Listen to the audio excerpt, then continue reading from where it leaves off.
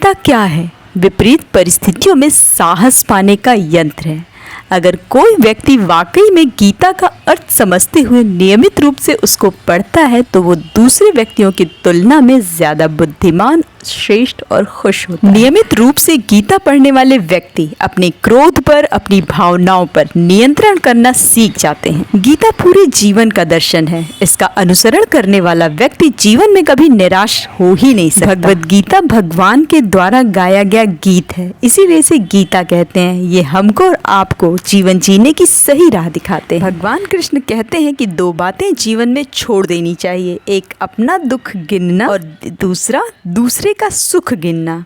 जीवन काफी सरल हो जाएगा। गीता कहती है कि अगर आप अपने जीवन में खुश रहना चाहते हैं तो आप जैसे हैं, जहाँ हैं, उसी में खुश रहना सीखें।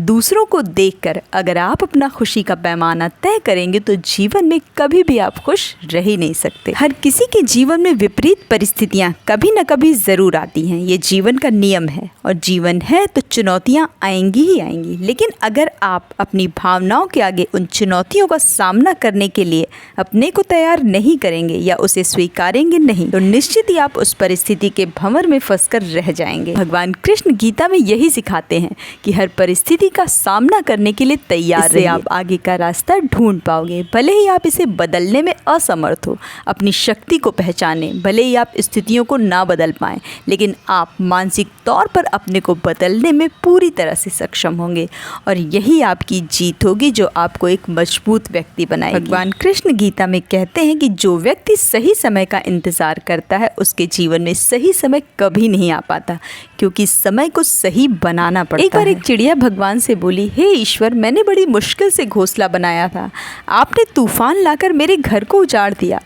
ईश्वर की आवाज़ आई, तेरे घोंसले में सांप आया था तुझे खाने के लिए, इसीलिए मैंने तूफान को भेजा कि तू घोंसला छोड़कर उड़ जा। हमारे अपने जीवन में भी ना जाने कितनी तरह की परेशानियां आती हैं, पर हमारा ईश्वर ही जानता है कि ये कठिन परिस्थितियां भी हमारे लिए कितनी आवश्यक हैं। ये ना जाने हमारी किस किस तरह से मदद करती हैं। कहते हैं आप कितने भी वेद पढ़ लीजिए, कितने भी पुराण पढ़ लीजिए, लेकिन अगर आप उनकी बातों को अपने जीवन में नहीं उतार पाते तो उनके पढ़ने का कोई भी लाभ नहीं होने वाला। मेहनत और भाग्य की बात की जाए, भगवान कृष्ण कहते हैं कि मेहनत अगर सही दिशा में की जाए तो वो आपका भाग्य बदल सकती है, क्योंकि प्रबल पुरुषार्थ के आगे भाग्य को झुकना ही पड़ता है। गीता कहती है कि जो भी मनुष्य अपने जीवन में नफरत की भावना, लोभ, मोह, माया, वासना रखते हैं, उनके लिए नरक में भी जगह नहीं होती है। भगवत गीता पढ़ने की आदत अगर आपने एक बार डाल ली तो समझ लीजिए कि आपका हर दिन, हर पल ऊर्जा से भरपूर होगा, क्योंकि गीता पढ़ने से मन के भय, संकट, दुख, दरिद्रता गीता सब दूर करती है।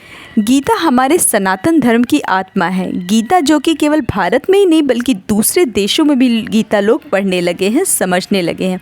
गीता ने कितने ही लोगों को जीवन जीने का सही मार्ग दिखलाया है। गीता कहती है कि आप अपने कर्मों पर हमेशा नजर रखें, क्योंकि आप जैसा करेंगे वो लौटकर आपके पास एक दिन जरूर से आएगा। व्यक्ति को अपने विवेक, परिश्रम, बुद्धि और उद्यम पर भरोसा रखना। गीता कहती है कि हमें अपने कर्म पर पूरी तरह से विश्वास होना चाहिए और हमें कर्म करते रहना चाहिए, क्योंकि ये जगत ही कर्म लोक है। गीता के मुताबिक कर्म आपके हाथ में है, परिणाम नहीं, इसलिए अपना ध्यान कर्म पर लगाएं, ना कि परिणाम पर। भगवत गीता सब कुछ सिखाती है, सब कुछ। जीवन जीने का सही तरीका, लाइफ मैनेजमेंट, आत्मा और परमात्मा का कैसे मिलन होता है, भक्ति क्या होती है, कर्म क्या है और जीवन से जुड़ी कई बातें गीता में सिखाई गई हैं। ढेर सारे लोग गीता पढ़कर ये जानना चाहते हैं कि आखिर खुश रहने का कौन सा तरीका है, कौन सा मार्ग। तो कहते हैं कि प्रसन्न रहने का कोई मार्ग है ही नहीं, प्रसन्न रहना ही अपने आप में एक मार्ग है। तो बिना कारण के भी प्रसन्न रहा करिए, क्योंकि फाइनली तो यहाँ से एक दिन जाना ही है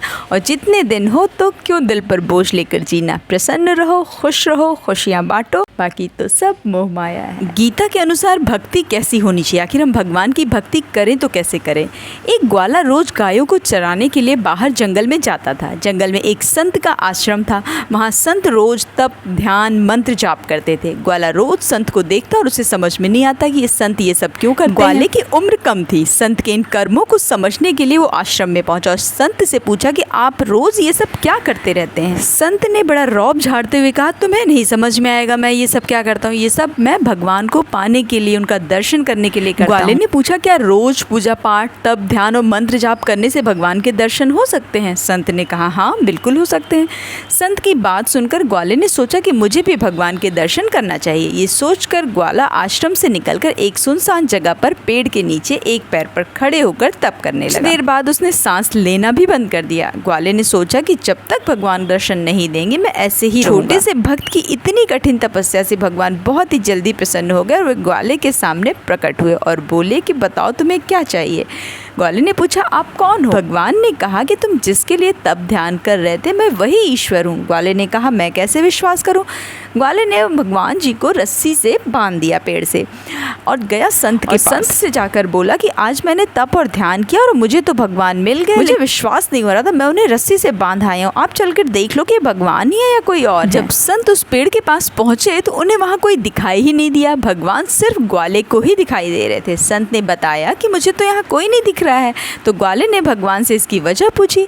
भगवान ने कहा कि मैं उन्हीं इंसानों को दर्शन देता हूँ जो निस्वार्थ भाव से मेरी भक्ति करते हैं। जिन लोगों के मन में कपट, स्वार्थ, लालच होता है उन्हें मैं बिल्कुल भी दिखाई नहीं देता। तो अगर भगवान की भक्ति में लीन होना है तो निस्वार्थ होकर लीन रहिए, क्योंकि उन्हें भगवान की कृपा मिल ही नहीं पाती जो स्वार्थ भाव से भक्ति करते हैं। तो आज ही निस्वार्थ भाव से गीता का पाठ करना शुरू करिए या गीता सुनना शुरू करिए, क्योंकि उससे भगवान का सानिध्य मिलता है। जीवन की बड़ी से बड़ी परेशानी व्यक्ति को कर्तव्य पथ से विचलित नहीं कर पाती है। गीता का अभ्यासी संसार का सच जान लेने के बाद पथभ्रष्ट नहीं होता है। तो बोले राधे राधे।